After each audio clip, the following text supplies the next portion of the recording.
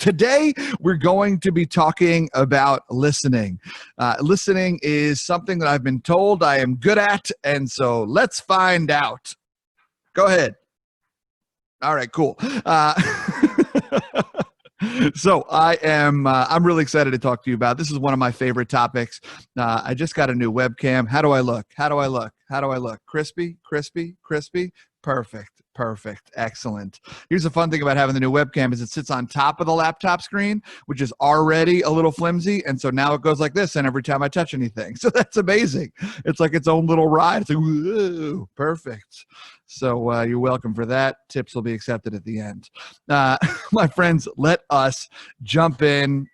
Let's jump in. Let me share this screen. And let's go. And we got some new people on the call, which I am super excited about. For those of you that have been to many of these before, that does mean that you need to listen to me introduce myself. So my name is James Robilotta. I'm super excited that we are hanging out today. Thanks for joining me over your lunch break or your early morning break, depending on what time zone you're in. I'm a proud New Yorker through and through. As a straight white male, there aren't many identities I can cling to, but New Yorker is one of them, gosh darn it, and I'm holding on to it. All right. I'm also a professional speaker. I travel around the country when that was allowed, and I talk to audiences around the globe about authenticity, vulnerability, leadership, and also getting out of your own way. I now do that all virtually, and this is a prime example of that, in case you thought I was lying. Don't at me, bro. Next. I focus on life and leadership, as I mentioned. I'm also a coach around those same topics as well. So I hold people accountable to the lives they say they want to live, or if they want to be a speaker, I help them do that, which is a lot of fun. Help them get their story out there. I wrote a book. It's called Leading Imperfectly. It's right behind me. # product placement. Improv comedian. I'm also, we're going to be talking about some improv today. Buckle up. I didn't put that in the description because I thought less of you would join. You're here now. You could easily just close your screen, but please don't. But I'm an improv comedian. I've been doing improv since 2004, and I love it. I think it's an awesome tool to teach many things like teamwork and listening and leadership and growth and innovation. And we're going to be using it to talk about listening today. So I'm really, really pumped about that. I started a team called North Coast. We incorporate freestyle rapping into long form improv. We're a good time. We do shows every Saturday, except this Saturday because not enough cast members could do the show. So next Saturday, we're back in. I also dislocated my right knee, my senior prom dancing to Shania Twain's Man, I Feel Like a Woman. Y'all coming with the hard facts all day today. I start this way because I have a disclaimer. I need you to know that we're going to laugh and learn at the same time. I believe you are allowed to giggle and call yourself a professional at the same time. As a matter of fact, I think it makes us better. Sometimes we do jobs where if we're not laughing, we're crying. Some of you who are working in HR know exactly what I'm talking about out there. So with that being said, let's jump in. We're going to talk about listening today, friends, and I'm excited about it.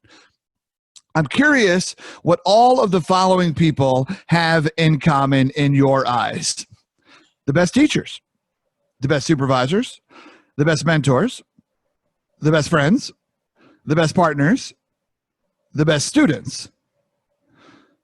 Every single one of these individuals, when you think about your favorite teacher, when you think about your favorite supervisor, when you think about someone who you look up to as a mentor, when you think about your best friends, when you think about the best relationship you have been in, when you think about the best students that you have worked with, for those of you who have worked with students, every single one of these individuals has in common that they are great listeners, that they are exceptional listeners. I also put one more down here at the end. The best children are also the best listeners, which makes me officially not the best child. But with that being said, these are all the things that they have in common, my friends. They all listen, huh? They all listen. Had to put the joke in there at least one time, friends. We're talking about listening. Come on. So all of these individuals listen. Well, let's back it up. Let's talk about, we know that listening matters. We know that listening is a good thing. We know that when people listen to us, we feel validated, we feel heard, we feel seen, we feel not crazy, not stupid, all of those things. We know listening is a really beautiful trait in other people, but why don't people listen? I think people don't listen for a number of reasons. People don't listen for a number of reasons. First off, I don't know what just happened. I'm getting a phone call. Decline. Okay, this is working out great so far. Got to figure out how to turn that off, and I'm so glad that has never happened in a session where people were paying me. Can you see my screen again? Can you? Okay, great. Thank you. Appreciate it. So here are some reasons why people don't listen. I need this to go somewhere else, but it's not doing it. It's just not moving anymore. Now my whole screen is frozen. Everything is fine. Okay, cool. There we go. We got it now. All right. So why don't people listen? Number one, they are impatient. They're impatient. They got other things to do. They don't have time to listen to your story. They're not interested. They are impatient. They're trying to get to the answers. Let's keep it moving, yada, yada, yada. They are self-absorbed. They are more interested in what they are about to say than anything you could potentially say, right? They're only interested in themselves, and that is about it. Next, they're distracted. How many times have we all been called out for being on our phones in the middle of a conversation, right? It's like, hey, how you doing? I'm actually up here. Okay, thanks. Yeah, no, I'm not on the screen. I didn't ask you to look anything up. Yeah, okay, cool, great, thanks. All right. So they are also, they already made up their mind. I don't know what's happening today, in case you were wondering, but they've already made up their mind. They don't need to listen to you. They've already decided this, okay? We see this a lot of times on Facebook, right? On Facebook, we don't see a lot of intelligent conversations happening. Instead, it's just a whole bunch of people yelling at each other, and no one's actually reading comments, and they're not really interested in doing it. Instead, they're going to find that one little hole to poke in what you said and make it back about what they wanted to say. They're not going to challenge you or anything like that. Instead, it's just going to keep yelling. People are also don't want to listen because they're afraid to be wrong. Because if I listen with intent, then I may actually start to think about something differently than I'm currently thinking about it. And I don't know about that. We see this a lot of times in men. Men often are afraid to be wrong, so they get very defensive. They don't listen as much. Instead, they speak louder. They cut people off and things like that. So yeah, that's there's something that men do frequently. Also, they are steadfast in their beliefs, or they are stubborn. This kind of goes along with they already made up their mind, but I think it's like the next step further. Oftentimes, when you talk to individuals about religion, you see this a lot. You obviously also see it in politics. All of those big conversations they tell you not to bring up at the dinner table, those are the ones often that we're talking about here, is that they are so stubborn about what they believe that they couldn't possibly hear another angle, another anything, and they're just so steadfast, like, this is what I have known. We also often see this in individuals who are victims of trauma. And for those individuals, I get it. Okay, you've been through something horrific. And it's like, this is what happened to me. There's no way any other thing could have potentially happened. And that's just what we see. I understand that. I'm not crapping on that. So, also individuals who just want to fix it. They want to listen to just enough of what you have to say so that they can then fix it. So then they can just save you. But let me just handle that really quick. Oh, well, why don't you just do this? Right? I've seen this oftentimes in conversations with close ones to me, where it's like, they're like that. Well, why don't they just change and do this? Why doesn't this just happen? Just figure that out, right? Your husband's being a jerk. Oh, well, like, why don't you just tell him he's being a jerk? Oh, okay, yeah, cool, right. No, you're not listening to the whole story. Empathy is an important part of listening, and also nerves. People also sometimes don't listen because they're scared about what are they going to say next. And then they become so hyper-focused on what they're going to say, not in a self-absorbed, it's almost like unintentional listening with the intent to respond instead of something different. They're just nervous about what they're going to say, and like, oh God, I have to talk next. What am I going to do? And so for those individuals, some of you may be in this room right now. I see you, I feel you, but we have to try to figure out how to be better listeners. listeners. These are some ways that people don't listen. If you have some other thoughts on top of this, I would be curious to hear. Throw them in the chat if there's some other reasons that you think people don't listen. Now, this is the first time I'm doing this session, and I know it can be better. So, also, let's go to the next one. I have to remember that thing keeps popping up whenever I move my mouse. Okay. We're going to talk about improv. The reason why we're using improv to teach listening is because it is truly a team sport.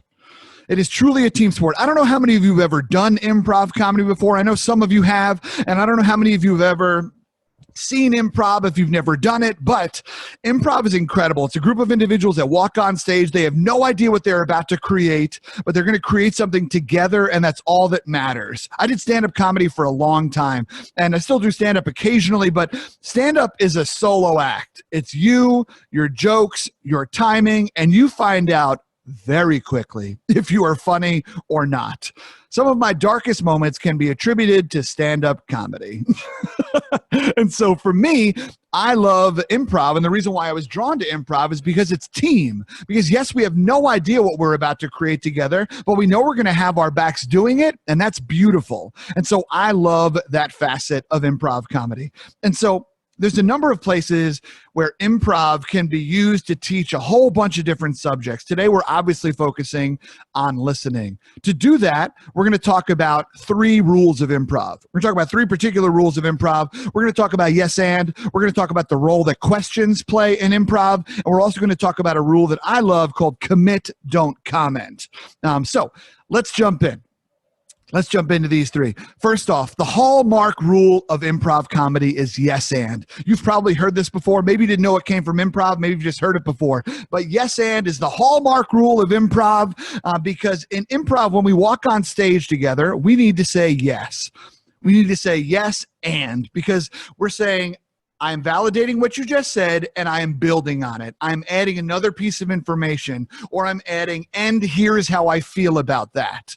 And we are building. Because if someone comes into an improv scene and says, yes, hello, I'm your doctor, and I have your test results, you can't then also walk into that scene and be like, you're not my doctor, you're my aunt, and you're definitely holding banana pudding. Because essentially what you just did was, hey, you know that idea you came in here with, bro? It was dumb. Let me go ahead and take it from here, all right? Instead, you need to respond with something like, oh my gosh, doctor, thank you so much. This thing on my leg just keeps growing. And you need to add a piece of information, add a heightened sense of emotion, because then you're starting to truly build. You're validating what they just said. So yes and is super important. And it is really important in the way that we listen. In the way that we listen as well, because our conversations must build on each other. They can't just sit in circles. When we say yes, we're saying, I'm acknowledging what you are saying, and I'm going to respond to what you are saying based on the fact that I just actually listened to you, not that I had something else locked and loaded right here. So that's what we're talking about when we say yes and. We're supporting each other through listening, and we do this in improv because everything in improv is a gift. If you walk on to a blank stage with no props, no set, no anything with your friends, and you're going to create a scene, the minute somebody gives you something to play with, you now have a direction, right? If we're in a blank canvas and I hand you a hammer, you're now picturing all the spots where you may have just handed me a hammer. Maybe we're in a tool shed, maybe we're on a construction site, maybe we're mob bosses in the woods. Whatever. But still, you all of a sudden have an image of where you would potentially use a hammer. And so everything in improv is a gift. Everything is in improv is a gift. And so we need to remember that. And so that is why we say yes, and we start to build on it. So with that being said, I want to do an activity with you all. And here's how it's going to work. Here's how it's going to work.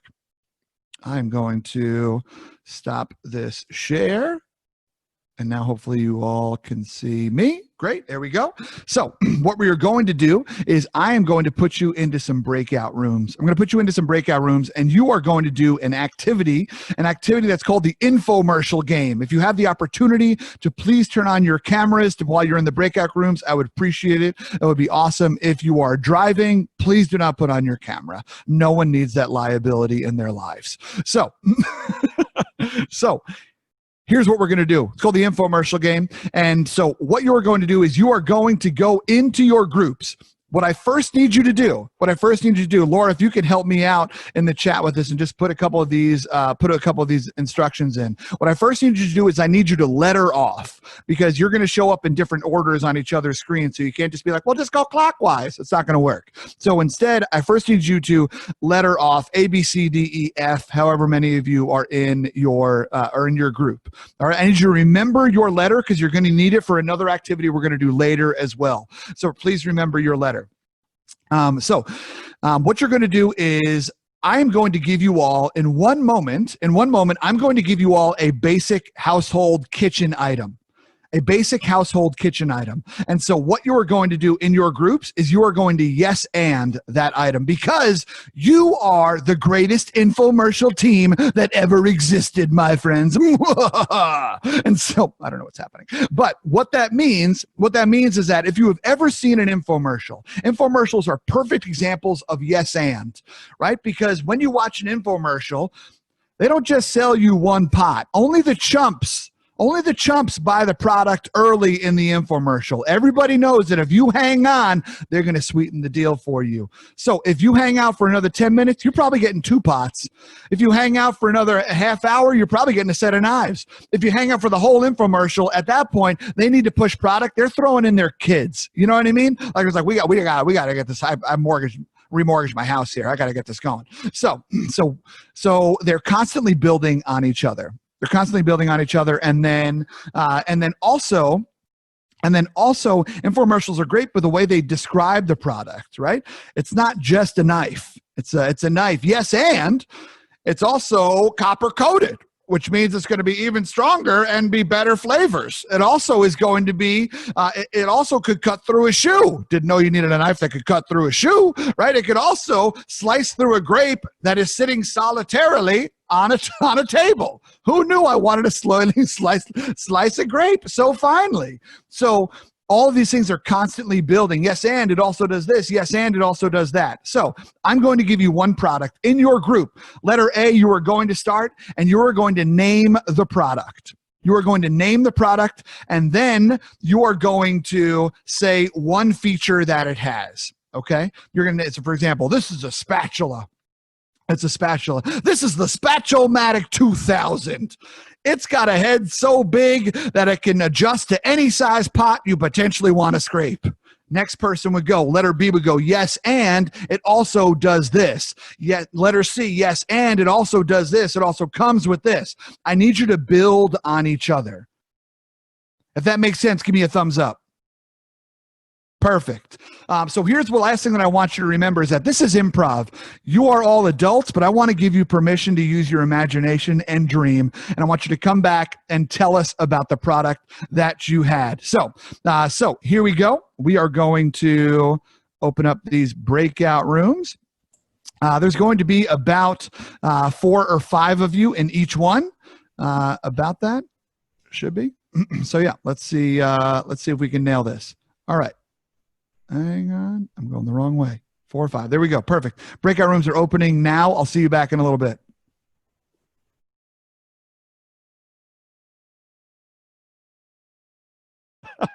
I love that. That's incredible. I hope the rest of you came up with some really fun things as well.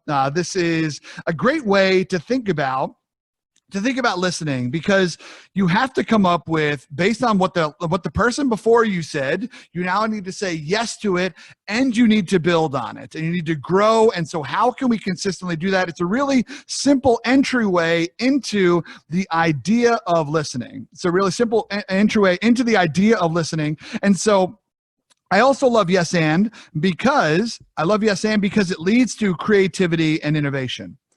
It leads to creativity and innovation. When we are saying yes, it means that we're opening ourselves up to possibility.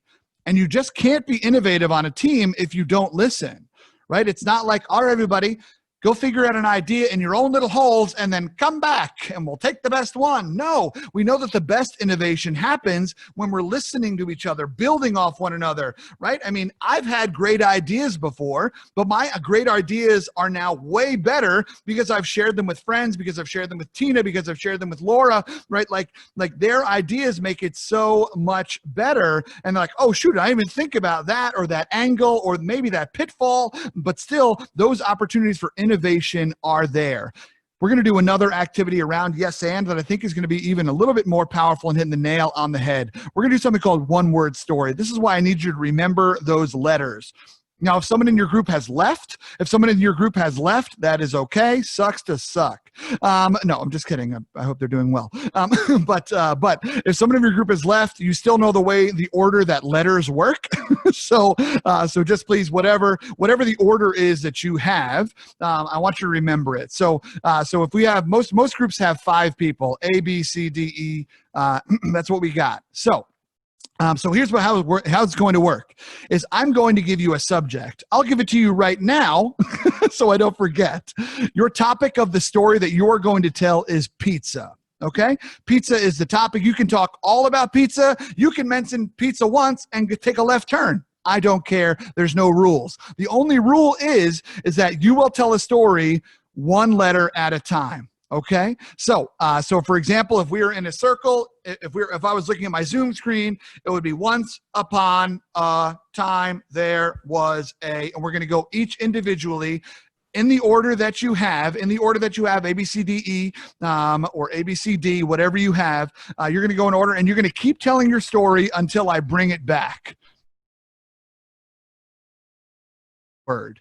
How did it feel to only have one word? You can unmute yourself and share. How did it feel to only have one word? Did you like it? Did you hate it? How'd you feel about it?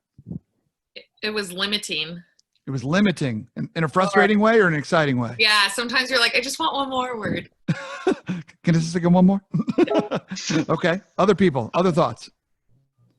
You didn't have control, because you had no clue what was about to happen. Yeah. Yeah, exactly. Yeah. How many of you, when the word was on the opposite side of the circle, where you're like, oh, they're definitely going to say trees next, like trees is the next logical word, and then they didn't, and you're like, how did you miss it? I think our group had a saboteur. Oh, we had a saboteur? Yes. Oh, shoot, we got Tracy's pointing fingers too. I think. Yes. Oh, wow. Okay, excellent. Knows it. He does. Looks like it. He's shaking his head too. He's like, yeah, that's me. How you doing? Peep the resume. So I love it.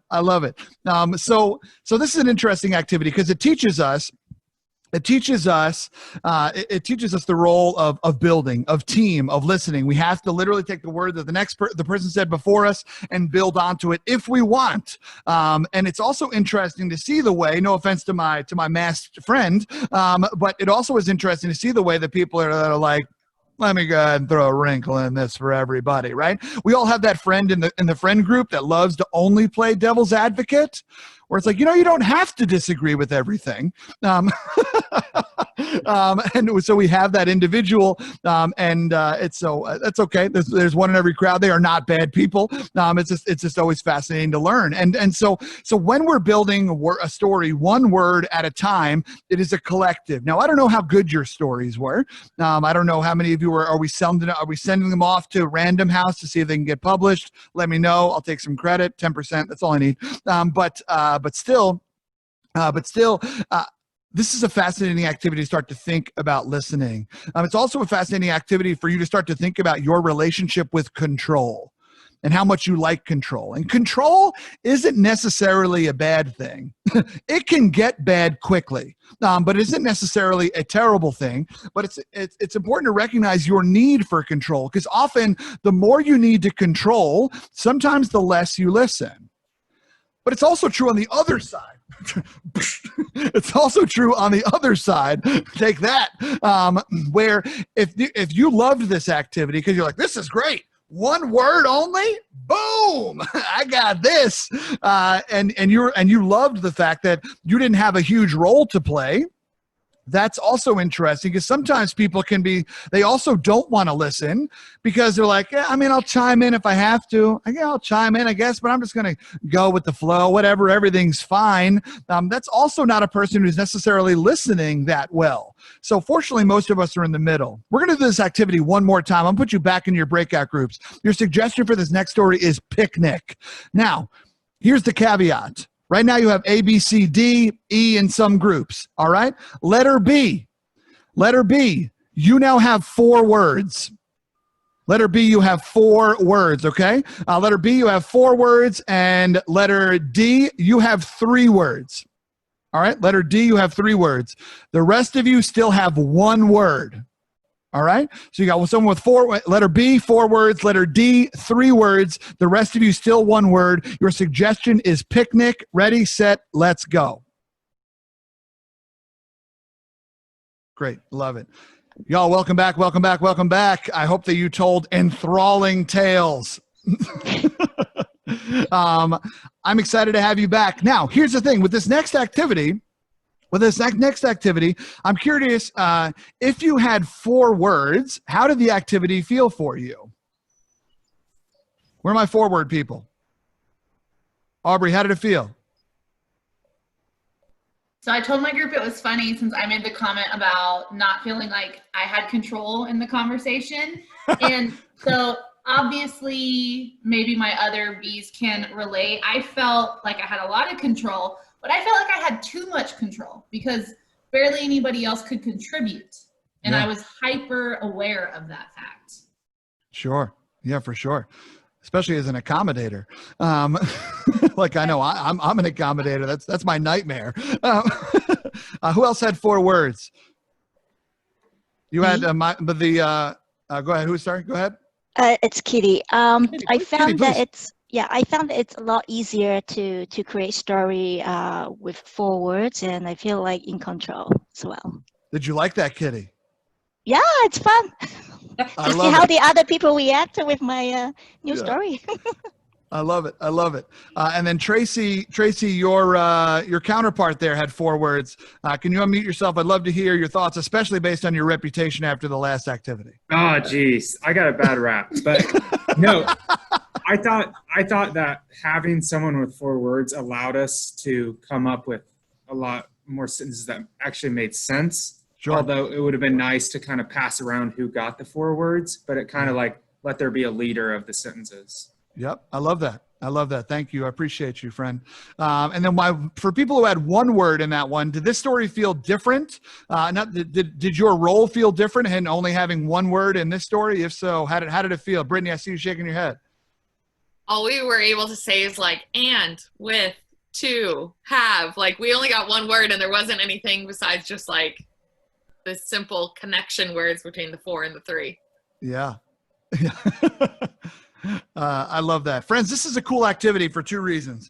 Because I'm curious, really quick, give me a thumbs up. I guess let's do, hold up a 1 or a 2. Which story was a better story? Like if you had to pick which one would be a better story, would you say your first story was better or your second story was better? Which one do you think is better? Okay. Mostly 2s. Okay, great. Peace. Love it. And then I love it. Some of you are like 1. You're like, bam. How you throw up your 2, bruh? Some of you coming in from the side, man. All right, I'm having way too much fun at this point. Next, which story got deeper into the plot? Which one was we got deeper, more richer into the plot? 1 or 2? Okay, most groups looks like they put up the 2. Okay, great. So here's an interesting thing about this activity is that this activity is a case for leadership. The second one is an activity for leadership, is a case for leadership because as my friend mentioned, when you give someone the reins, things tend to go a little bit further. Because someone has to make decisions. Responsibility falls somewhere, and so more decisions tend to get made, and that is why leadership is great. That is why it's a case for leadership, and so that is important to think about. When we think about our teams and we think about the role that listening plays, though, it's that in your offices, who has the most words? On the teams that you play a role in the committees that you're on, who has the most words? And when you have the most words, what do you do with those words? This is also a great case for, we can use this activity to also teach privilege as well, right? Because as a straight white male, society has historically given me the most words, right?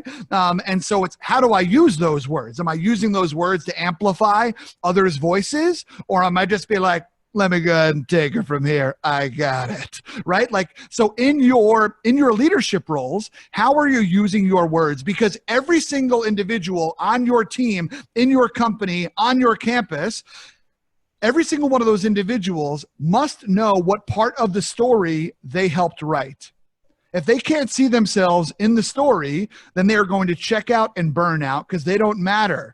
They're not contributing. What are they even, why are they even there? So this is where listening is super important. How are you making sure that those individuals that historically have less words or have less words because of where they fall in the organizational chart, how are you making sure that you are making that their words count? That's what we're talking about here. So I'm going to go a little bit over on time, just so you know. I miscalculated how long some of these activities would go, and I apologize about that. If you need to leave at the top of the hour, have a good day. But if you can hang out with me for just a few minutes more, that would be awesome. So that's the role that Yes and plays. The next thing that we're going to talk about, is the role that questions play. In improv, you need to start every single scene, ideally within the first 3 to 5 lines, ideally the first 3 of who we are, what are we doing here, where are we, and why does this moment matter?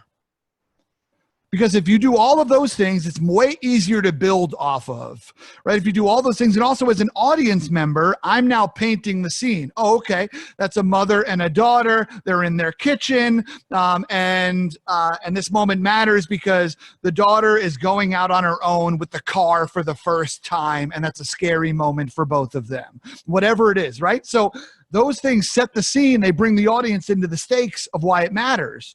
But questions in improv are interesting because they tell you not to ask a lot of questions, because questions oftenly, does that work? Oftenly is not a word. Questions often don't lead to anything. They don't add to anything. They're not building.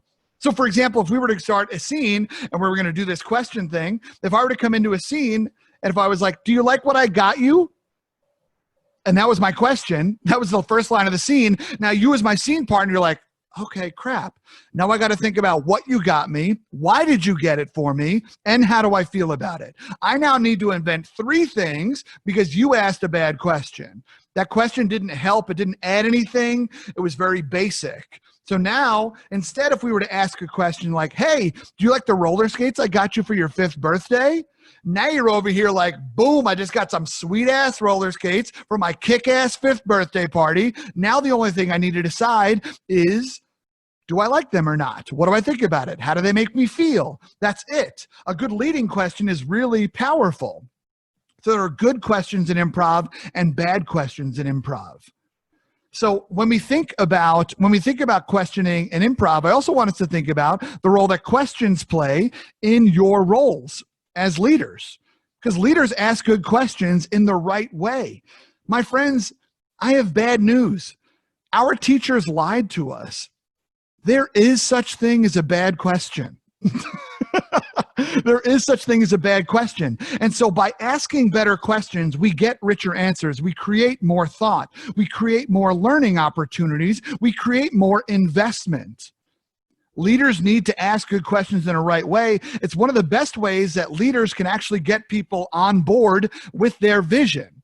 And so asking good questions in the right way is important. Now, when I say asking good questions, I don't need you to be like I am sometimes. As you learned earlier, I'm a coach.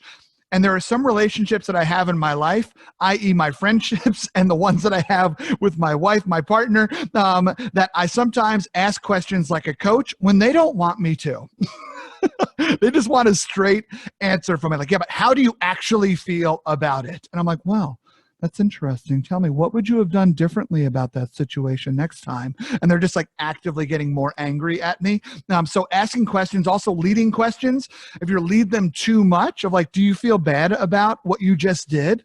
Like those kind of questions that we often hear parents ask kids, those questions sometimes are a little bit condescending. So questions are important though, because questions lead to story, and story leads to connection. Great questions lead to story, and story leads to connection. When we meet somebody who cares about our story, we feel more connected to them. And that's really powerful. And that's true on our teams at work, and that's true in our relationships, that's true in our friendships, all of those kind of things, true with the way that we raise children. Questions lead to story. Let us get the stories out of people because we will start to connect with them.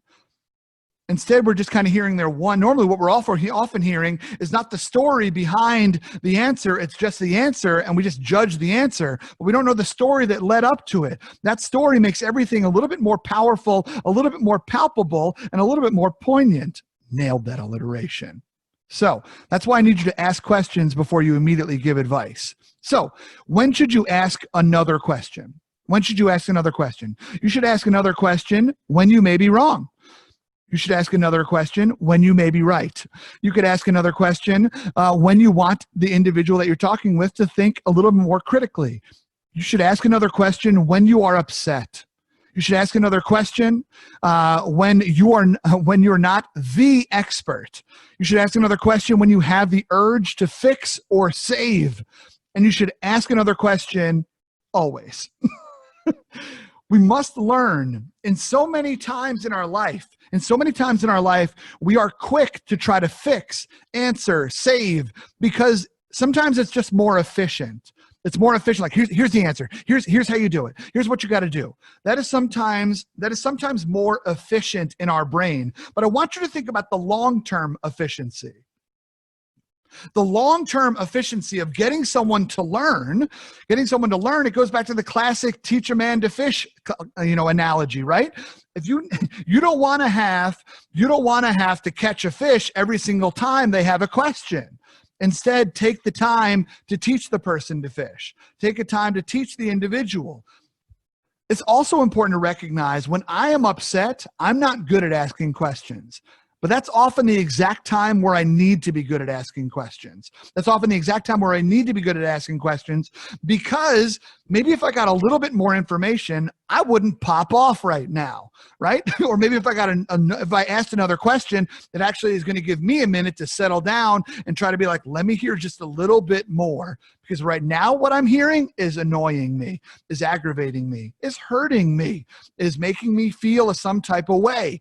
So these are the moments that we need to do just one more question. I don't need you to say, when should you ask another question? How about another question? How about another question? Oftentimes, we're not even good at asking the next question. That's all I need you to do. I need you to ask one more question. I don't need you to ask 17 more questions, right? I know I have a conversation with my friend Betsy, who's on this call right now. She and I have had some powerful conversations, and she's like, James, stop asking me questions. How do you actually feel about this situation? So there comes a point where you can ask too many questions as well. So you need to find that line, but in general, I need you to all focus on this week asking one more question. The last rule of improv that we're going to talk about is the idea of commit, don't comment. A lot of times what I see in improv scenes we'll see people walk on stage and there'll be somebody who makes a really big character choice and the other person responds with, really? Really? For example, let me ask you a question. If I were going to do, I'm going to show you an example of two scenes. I want you to know that you're going to hold up a 1 or a 2 based on which one you would want to see more of, okay? Here's the first one. Oh my God, I'm so excited. The biscuit factory's opening today.